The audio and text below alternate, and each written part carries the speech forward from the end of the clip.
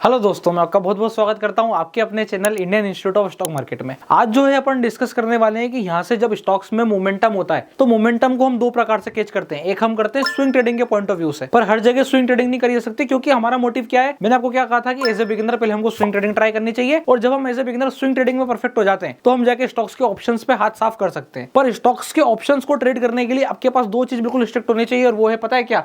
सबसे पहला कि मैं किस जगह पे निकाल दूंगा, और दूसरा मुझे ग्रीक्स पता है कि नहीं। इसके बाद जाकर के जो है आप स्टॉक ऑप्शंस ट्रेड कर सकते हैं। अब टारगेट की और ग्रीक्स की आवश्यकता क्यों है? ग्रीक्स को अगर आपको नलीफाई करना कि मुझे ग्रीक्स के बारे में नहीं जानना, ग्रीक्स हटा दो, तो फिर इसके लिए कौन सा ऑप्शन बाय करूं? तो आपको हमेशा एटीएम ऑप्शन की बाइंग करनी चाहिए, इतना ध्यान रख के चलना। पर इसके साथ साथ एक पॉइंट और आता है जो इन तीनों पे भारी पड़ता है, क्योंकि स्टॉक्स ऑप्शंस में क्या होता है आपको ये पता होना चाहिए। ऑप्शन मतलब होता है थीटा डी के, और वो भी हम क्या करने वाले, प्योर बाइंग। यहाँ पे हमको स्पेसिफिक स्ट्रेटेजी भी नहीं चला रहे हैं कि कॉल खरीद के कॉल बेचेंगे। देखिए, कॉल खरीद के कॉल बेचने का क्या ड्रॉबैक पॉइंट है ये मैं आपको बताऊंगा। जब हम स्टॉक ऑप्शंस में मोमेंटम को कैच कर रहे हैं तो उसमें क्या दिक्कत होगी वो मैं आप लोगों को बता दूंगा। पर यहाँ पर क्या है, ऑप्शंस की बाइंग अगर हम कर रहे हैं तो हमको पता है कि यहाँ पे क्या काउंटर करता है। यहाँ पे थीटा काउंटर करता है जो हमारी पोजीशंस की बैंड बजा देगा। तो ऐसे में जब हमें बचना है तो बचने का हमारे पास एकमात्र साधन है, वो है एसएल। एसएल दो प्रकार का होगा, एक होगा प्राइस बेस्ड, यानी कि मेरे को प्राइस के एसएल को भी फॉलो करना है, और दूसरा होगा टाइम बेस्ड, क्योंकि हम ऑप्शन में इसलिए मुझे दोनों एसएल रखने पड़ेंगे। प्राइस में कैसा होगा, टाइम में कैसा होगा, मैं पहले इसका डिस्कशन करता हूं, फिर इसके बाद स्टॉक्स को कैसे ढूंढूंगा, कैसे पकड़ूंगा, इसकी चर्चा करेंगे। स्टॉक को पकड़ने का सिंपल सीधा तरीका होगा प्राइस एक्शन, वो कैसे पकड़ेंगे अभी अपन थोड़ी देर में डिस्कस करते हैं। सबसे पहले बात आ जाती है प्राइस बेस्ड एसएल की। अब ये क्यों इंपॉर्टेंट है?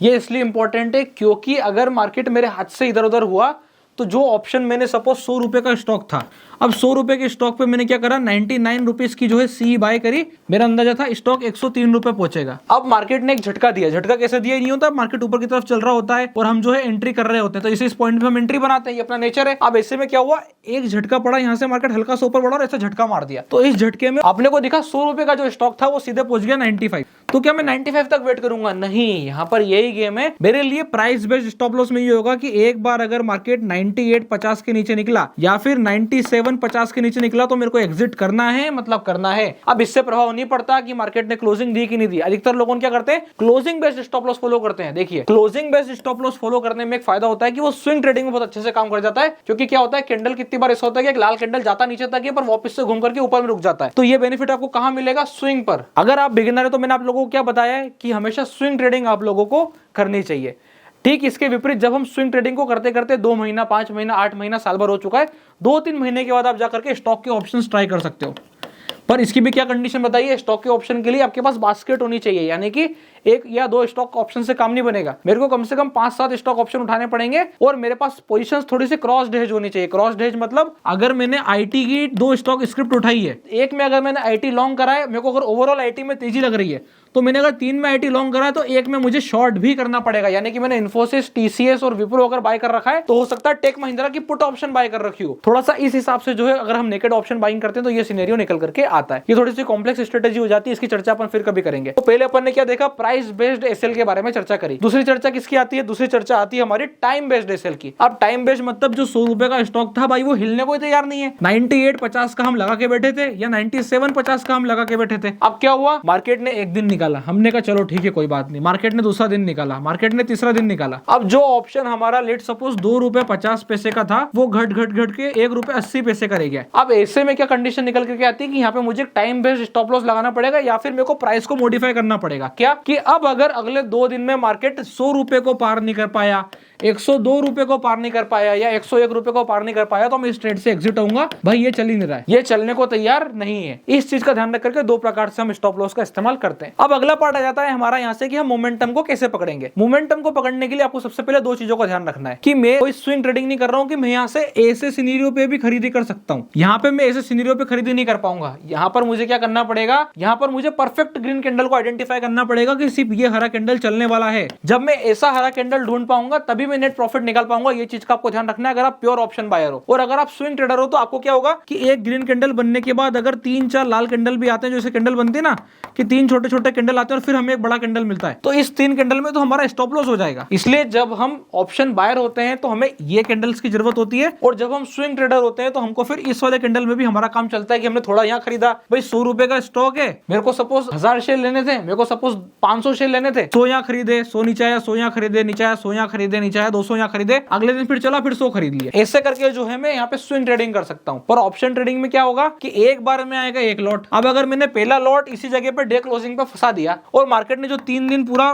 दम से उसको नीचे की तरफ थीटा डीके करवाया, प्राइस गिरा नहीं है, प्राइस वही होल्ड कर रहा है। अगर इसका रेट 100 रुपए के आसपास का था तो घटते घटते घटते 98.50 ही पहुंचा, पर आपका टाइम बेस्ड वाला स्टॉप लॉस वो स्ट्राइक कराने के अगर पर पहुंच गया। तो इस चीज का आपको थोड़ा सा ध्यान रखना है। और क्योंकि मेरे पास एक स्टॉक नहीं है इसलिए मैं अगर दम रखना चाहूं तो रख सकता हूं कि चलो ठीक है। इसमें गणित होता है, अगर मेरे पास 10 स्टॉक्स हो जाते हैं इकट्ठे ट्रेड करने के लिए कि 10 स्टॉक है मेरे पास और 10 स्टॉक के ट्रेड के अंदर में 10 के 10 में ऑप्शन चल रहा है, और अगर आप प्योर ऑप्शन बायर हो तो आप एक चीज नोटिस करोगे कि 10 में से अगर 3 भी चल गए ना तो वो 7 का खर्चा भी निकालते हैं और साथ साथ एक्सट्रीम प्रॉफिट देते हैं। इन 3 में से एक अकेला ऑप्शन ऐसा होता है जो कि लगभग 40,000 रुपए के आसपास का भी प्रॉफिट दिखा देता है। बुक करना नहीं करना वही आदमी गड़बड़ कर जाता है, क्योंकि जब वो 40,000 दिखता है तो उसकी कोशिश होती है अब तो 50 ही दिखा दे, और वहां आदमी गड़बड़ कर देता है। ऐसी सिचुएशंस आती है, मेरे खुद के साथ करी हुई पोजीशंस के साथ मैं आप लोगों के साथ डिस्कस कर रहा हूं कि ये सिचुएशन बनती है। एक बार की सिचुएशन ऐसी थी कि भाई एक अकेला ही स्टॉक ऐसा चला कि उसने लगभग 35,000 40,000 के आसपास दिखा दिया। अब मुझे ऐसा लगा कि इस जगह से ऐसी सिचुएशन बनती है कि एक बार ये 55 तक खींचना चाहिए। मैं 2 दिन वेट करा, वो नहीं खींचा। अब वो क्या हुआ, 40 का जो प्रॉफिट दिख रहा था एकदम से झटके के साथ जब उसने नीचे उतारा तो 40,000 का प्रॉफिट एकदम से घट के 20-22 रह गया। अब आदमी की क्या एक्सपेक्टेशन हो गई कि भाई एक बार 40 दिख जाता तो मैं काटूंगा। ऐसे में मैंने थोड़ा सा वेट किया और अल्टीमेटली फिर जब उसको कट किया तो कंडीशन क्या थी पता है, कट करने की कट हुआ था 5,000 या 7,000 के प्लस में। तो ऐसे में हमको 40,000 तक के प्लस दिख जाते हैं। तो अपने को क्या ध्यान रखना है, जो नियम सेट करना है वो ये करना है कि जब भी वो ऐसा दिखेगा हमको कट कर लेना है। अब ऐसी सिचुएशन पे जैसे मेरे साथ जो कंडीशन बनी वो मैं क्यों रख पाया, वो मैं इसलिए रख पाया क्योंकि मैं सब काफी टाइम से कर पा रहा हूं। जैसे कि मैंने स्टॉक लिया, वो ऊपर की तरफ कूदा, कोई बात नहीं, मैंने एग्जिट कर दिया। फिर दूसरा स्टॉक लिया, तीसरा स्टॉक लिया, उस 3-4 ने लगातार एक बार स्टॉप लॉस खा दिए। एक बार में जो है 12,000 कटे नुकसान, फिर 12,000 कटे नुकसान, फिर एक स्टॉक चला उसने वापस 30,000 प्लस दिखा दिया।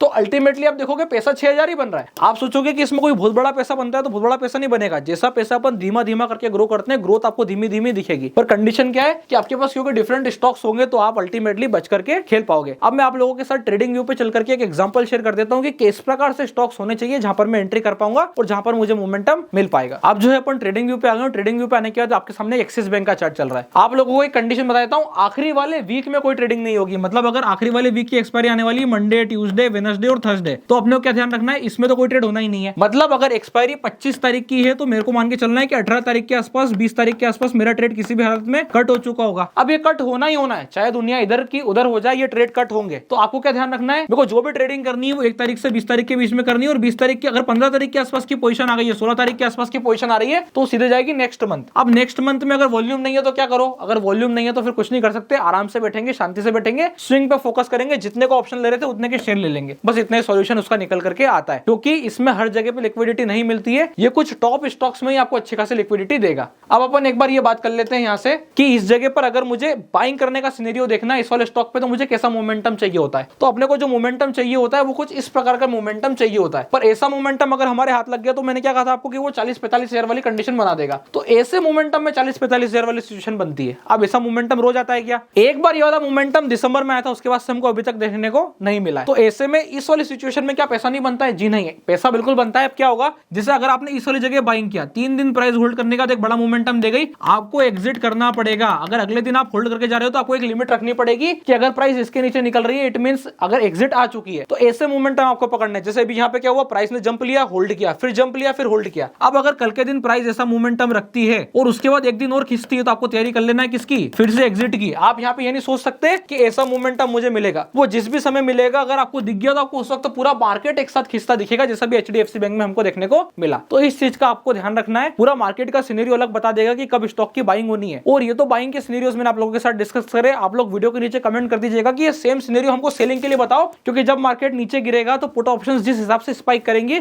और जिस हिसाब से बढ़ेंगे उसके प्रॉफिट्स की संभावना थोड़ी अलग हो सकती है। उसके पैटर्न भी थोड़े अलग होते हैं और उसको कैच करना थोड़ा डिफिकल्ट होता है। ऐसा इसलिए होता है क्योंकि जब मार्केट चलता है तो वो कैसे चलता है, चला फिर रुका, फिर चला फिर रुका, तो पता चल रहा है कि चल रहा है। पर जब मार्केट गिरता है तो हमको सीधा दिखाई देता है चल रहा था और एकदम सीधा जाता है। अब होता क्या है, यहाँ पर एंट्री अगर मिस हो गई तो यहाँ पे जाके एंट्री बनाने की हिम्मत नहीं हो पाती, क्योंकि मार्केट किसी भी क्षण पलटी मार सकता है। तो इस चीज का हमें थोड़ा सा ध्यान रखना है। अगर आप लोगों को वीडियो पसंद आई है और अगर आप जानना चाहते थे कि पुट ऑप्शंस के साथ स्पेसिफिकली कैसे बाइंग होगी, आप वीडियो के नीचे कमेंट कर दीजिएगा कि भाई पुट ऑप्शंस पर कैसे बाइंग होगी, मोमेंटम अगर मुझे कैच करना है तो उसके ऊपर भी मैं डेफिनेटली जल्दी वीडियो बनाऊंगा। अगर आप इसी प्रकार के शानदार लर्निंग कंटेंट से जुड़े रहना चाहते हैं तो आपको पता है आपको क्या करना है, वीडियो को लाइक कर देना है, चैनल को सब्सक्राइब कर लेना है और वीडियो को एक बार शेयर भी कर दीजिएगा आपके दोस्तों के साथ में। अगर आपने अभी तक अपना डीमैट अकाउंट नहीं खुलवाया तो डिस्क्रिप्शन के नीचे लिंक मिल जाएगा, आप जाके अपना डीमैट अकाउंट ओपन करा सकते हैं। तब तक के लिए बहुत बहुत धन्यवाद।